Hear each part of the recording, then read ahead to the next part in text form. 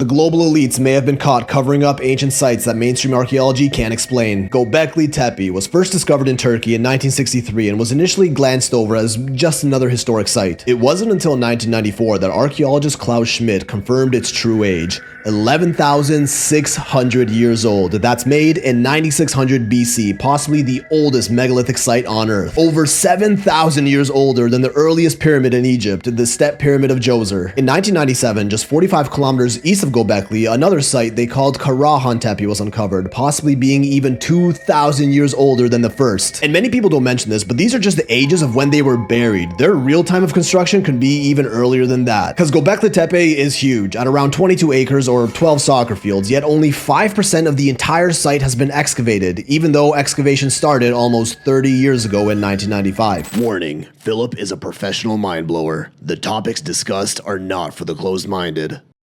The entire site is comprised of about 20 circular stone enclosures, only 6 of which have been dug up and not even fully at that, along with over 200 extremely sophisticated pillars up to 20 feet tall and 10 tons each, and only 72 have been unearthed. Some of these intricate pillars also have a very familiar handbag etched into them, one that is seen in historic artifacts around the world. Except the designs in these pillars aren't your regular carvings. There are 3D modelings of animals and other scenes on each pillar, and just take a moment to understand what it really means to be 3D. So, when you have a piece of stone, the easiest and most natural way to etch a drawing into it is to carve into the stone, right? These were carved around the stone, chipping layers away to shape a 3D object that pops out of the stone, just the most difficult and impressive way to carve anything possible. The amount of coordination for this alone, never mind the rest of this site, would have clearly been that of a civilization far more advanced than what was around at the time, which is why it was such a groundbreaking discovery. The oldest known civilization had always been the Sumerians, or related people, around 4000 BC. This was from 9600 BC, a whole 5,500 years earlier, during which time common history tells us only hunter-gatherers, cavemen roamed the earth in smaller tribes. There's no way Neolithic hunter-gatherers who spent all their time, well, hunting and gathering would have ever had time for something like this. It's always been a well-documented fact that hunter-gatherers just don't build intricate megalithic monuments that would take years or decades to complete. It wasn't until farming and animal husbandry were widely adopted, around 4000 BC, that human settlements grew and people had more free time to work on these epic projects. Their official explanation of Göbekli Tepe? Oh, we must have been wrong about hunter-gatherers, so I guess they're the ones that made them. Really. In reality, we really have no idea who built it or how, with archaeologists pointing out that it also appears to have been intentionally buried, saying it was due to natural landslides even though the site is located on top of a hill. Now, everything that we've uncovered still only makes up 5% of the entire site. Oh, and this 5% was reported back in 2008. Surely we've made more progress by now. Nope, this article from 2023 confirms we are still at 5% for at least 16 years and counting. A little off to the side of the main area, they dug up these super interesting, perfectly square grid enclosures. And even more, ground-penetrating radar scans of the area confirms that the remaining 95% of the site is still mainly underground. Surely, this is an archaeologist's wet dream, the most interesting site on Earth. We must be rushing to get it excavated by now. This part right here is where it gets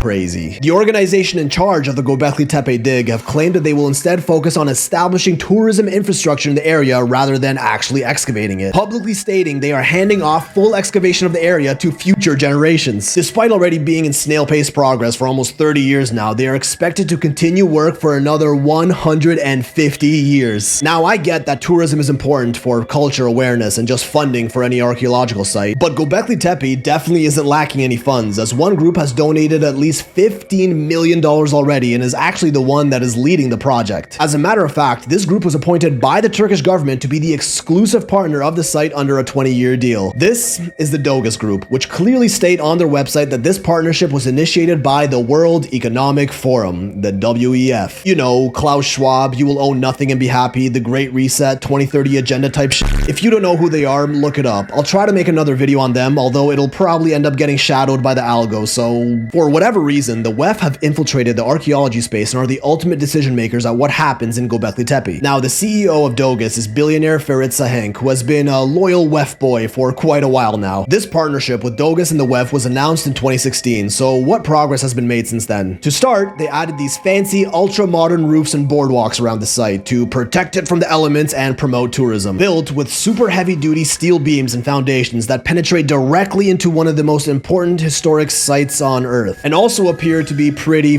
permanent, literally getting in the way of excavating the site further as it's sitting right on top of unexcavated areas, which we know from our radar scans there is much more to see under these. Why on earth would you stick these massive steel foundations and boardwalks into a delicate historic site you're claiming to excavate, damaging it in the process? But oh, that's just the tip, which I do not like. Almost an entire kilometer of walkways and fully paved roads were added to the undug areas on top of the ruins, pouring concrete directly onto the site with plans on replacing some of the wooden walkways with more paved roads. Does any of this seem like temporary tourism awareness to you? And look at this aerial view. Rows of trees planted on the site on top of areas that are highly suspected to have more underneath as per radar scans. The same view from 2004, a whole 10 years after excavations began, shows no trees, almost like they intentionally planted them afterwards. Tree growth has been shown to damage man-made structures, so is this any way to be treating the most important ancient site in the world? We're not even allowed to touch Stonehenge anymore, yet they're pouring concrete, planting trees, and sticking long steel foundations into Göbekli Tepe? If they really wanted to excavate it, isn't this just making the job 10 times harder? Professional archaeologists like this fine lady went there and confirmed herself as a professional that they are, in fact, destroying the site, to which the Turkish government denies all allegations, even outright lying, saying concrete was never used.